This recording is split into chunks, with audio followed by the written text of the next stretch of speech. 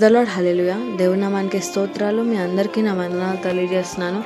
ఈ దినం కొరకు దేవుడు సిద్ధపరిచినటువంటి మాటలు, ప్రియ సహోదరి సహోదర, దేవుని సన్నిధిలో దేవునితో ఎన్నో సంవత్సరాన్ని గడుపుతున్నప్పటికీ ఆయన ప్రత్యక్ష పొందుకోలేనటువంటి స్థితిలో నీవు ఉన్నావా? అయితే ఈ దినం పరిశుద్ధాత్మ దేవుడు నీతోనే మాట్లాడుతున్నారు. పాత నిబంధన గ్రంథంలో చదివినట్లయితే ఇశ్రాయేలులకు ప్రత్యక్ష గుడారం దేవుడిచ్చారు. అందులో 3 భాగాలు ఉంటాయి: ఆవరణము, పరిశుద్ధ స్థలము, అతి పరిశుద్ధ స్థలము. ఆవరణంలో బలిపీఠంపై వధింపబడినటువంటి పశువును ఉంచుతారు. పరిశుద్ధ స్థలంలో బల్ల, దీపస్తంభం, సన్నిధి రొట్టెలు ఉంటాయి. అతి పరిశుద్ధ స్థలంలో దేవుని నిబంధన మందసం ఉంటుంది. దానిపై ఉన్న కరుణాపీఠం మీదకి దేవుని మహిమ దిగి వస్తుంది.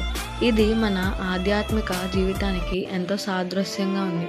బలిపీఠంపై దేవుడికి ఇష్టం లేనటువంటి ప్రతిదీ విడిచిపెట్టి దేవుని యొక్క మందిరంలో సహవాసం కలిగి పరిశుద్ధాత్మని నీవు పొందుకున్నప్పుడు, దేవునితో సహవాసం చేస్తూ పరిశుద్ధత నుండి అతి పరిశుద్ధతకి నీవు వెళ్ళగలిగినప్పుడు, యోహాను పద్మాసు ద్వీపంలో దేవుని ప్రత్యక్షతను పొందుకున్నాడో అదే రీతిగా నీ యొక్క జీవితంలో కూడా బలిపీఠం, పరిశుద్ధాత్మ నింపుదల, నీ శరీరేచ్ఛలను విడిచిపెట్టి ఆత్మ సంబంధమైన నీ యొక్క జీవితాన్ని సాగించినప్పుడు దేవుని ప్రత్యక్షత నీవు కూడా ఖచ్చితంగా చూడగలుగుతావు.